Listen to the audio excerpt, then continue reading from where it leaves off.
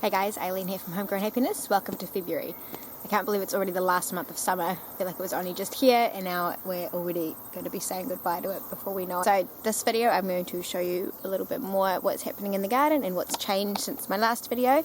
I'm going to be talking a little bit more about the seeds that I'm sowing, and I'm going to be mulching the garden. So I'm going to be using pretty much everything around here for mulch. I'm going to be cutting back a lot of stuff that's overgrowing and use that. But first things first, I will just do a little bit of a walk around and show you what has changed.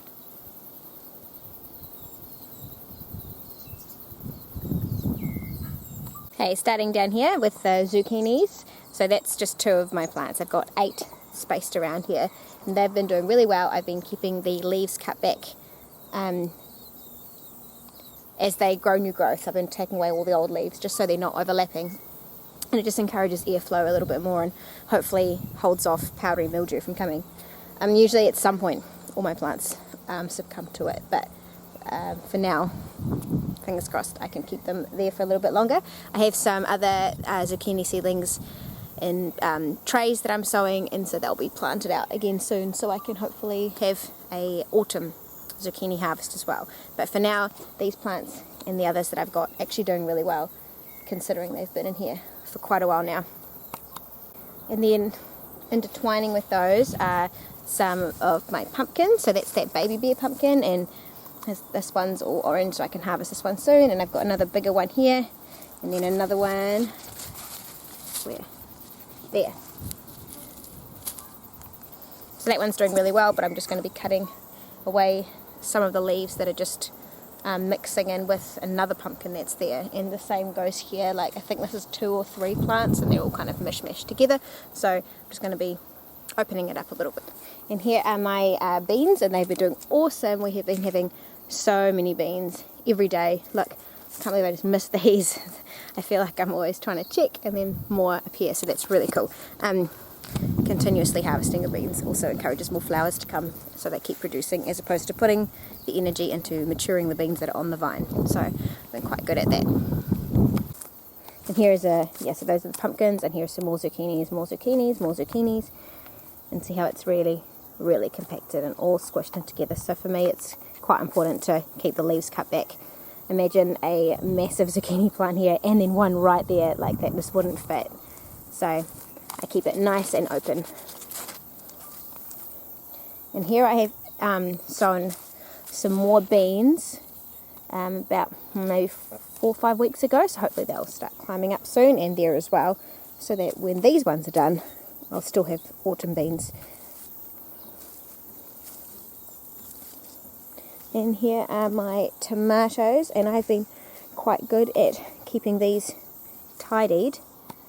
I mean, considering how much is here, it doesn't look very tidy, I understand, but literally in this space there's another 4 types of plants. There's 2 tomatoes and 2 pumpkins and a self-seeded avocado, which I'll take out. But so you can see how cramped everything is, so it's really vital for me to try at least get some airflow in the plants. And even with doing that, my tomatoes are already showing signs of mildew on them, so I'll cut them back a little bit more today, but really it's just a matter of how long can they survive now once they've got it. Here, this one is my first Turk's turban that's coming.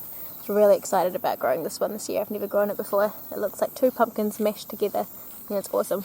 And over here is the strawberry patch, and that's gotten really huge, and look at all these runners. So I'm going to start cutting those. Well, not yet. I'm going to start pegging them once they've got roots, and then I'll cut them in autumn and then offer them to whoever wants strawberry plants. Still got strawberries too. So I want to show you something down here, my orange berries. So I've been like waiting for them to fruit for so long, and I put this on Instagram the other day that they were a little bit disappointing. They're a little bit sour, lacking in flavour, and then the main thing is that they taste kind of hairy, because the berries themselves have these little black hairs on them, and when you eat them it's like quite prominent. So I still like them because they make it a really nice ground cover, and I don't have to do any weeding there, but yeah, I wouldn't recommend them for their fruit. But the biggest change that has happened are my brassica beds behind me. So I finally found a space that I wanted to put some of them, there'll be more coming, But this is my first lot. This is like round 1, and then I have round 2 and round 3 growing down below in seedling trays. There are broccoli. Now I just used what I had to make like a bit of a frame, so it's just got chicken wire, so I'm going to have to make this much higher because they're going to obviously grow bigger. But for now, this is just keeping that white butterfly at bay. There's one right there. And in here are my cauliflower. So getting them started nice and early means that I hopefully will be eating these in winter when the sun is gone.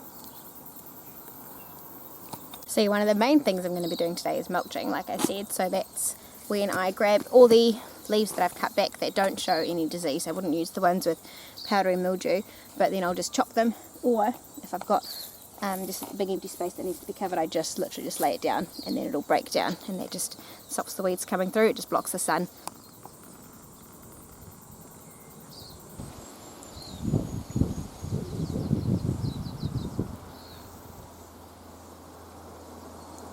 It's a bit windy today, but this is nothing compared to what it was not long ago, and my archers handled it really well, which I'm really pleased about. I am also pleased that they weren't holding pumpkins, because then they may not have lasted so well. But the beans have been excellent. I think I'm going to be able to get another year out of these archways. So before I start on the mulching, which is like the biggest job of today, I'm just going to go down and show you my seedlings.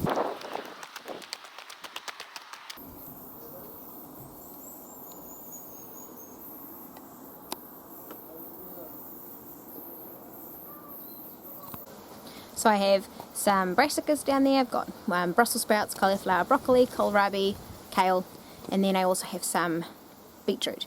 Up in the garden I've direct sowed more radish, carrots, beans, things like that, but the other stuff I'm starting off in seed trays, just so I can kind of have some time to decide where I'm going to put them. So I try sow brassicas every 2 to 3 weeks, preferably 2, sometimes 3, so I can keep on top of my winter harvests. So the ones that are in the garden at the moment, they will be hopefully like ready to be harvested in like May, and then the ones that are down here should be like every month after. So I found that anything I planted after March, like for the brassicas, they weren't really ready until spring, and then by that stage the white butterfly just got them. I know I could net it and stuff, but I just don't think I bother with brassicas when it gets really hot. I think I'm going to fill all the space I can with everything I sow up until March, and then any gaps that I have I'm going to try to do way more broad beans and peas and Swiss chard and all those things that grow a little bit faster. I want to fill the gaps with that and try and get more of that this winter.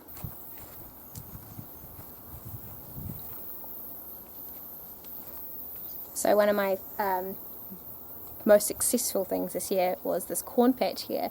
I'd never thought to plant stuff here before because it just gets such bad sun in winter, and I was like, why do we bother? And then the kids will play here, and then the kids don't play here, they play on the cul-de-sac outside. So it's actually a brilliant place to plant things in summer. So the corn that's there, that's all finished, but next year I think we want to make this into like a big corn patch.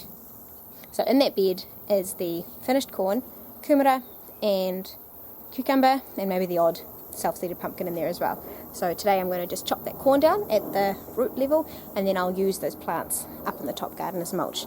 If there was nothing else in this bed, just the corn, I would just chop it down and then lay it right onto the bed itself and let that break down. But because the kumara and the cucumber are still in there, I won't do that.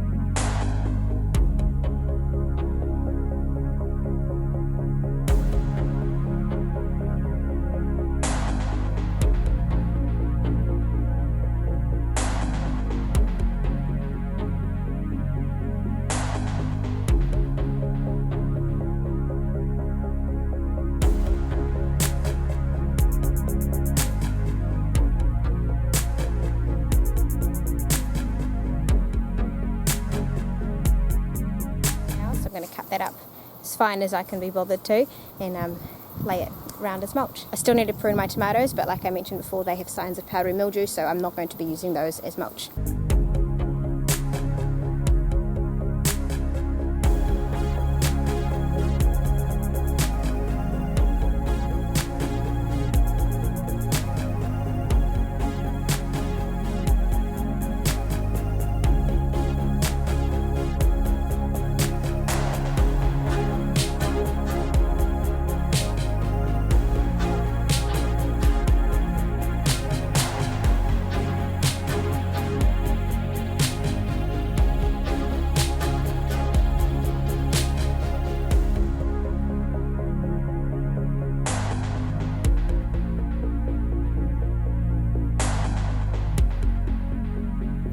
So that mulch has been laid around in some patches. You can see how quickly you can use up your greenway. And then even though the pieces seemed quite big, some of them were the ones that I put in the mulch, it does break down and brown off really quickly. For example, here next to the strawberry patch, this is a mixture of pea straw, comfrey and lemon balm that I've chopped down. Now it all just looks the same, just one nice brown carbon filled mulch. I'm going to prune my tomatoes now.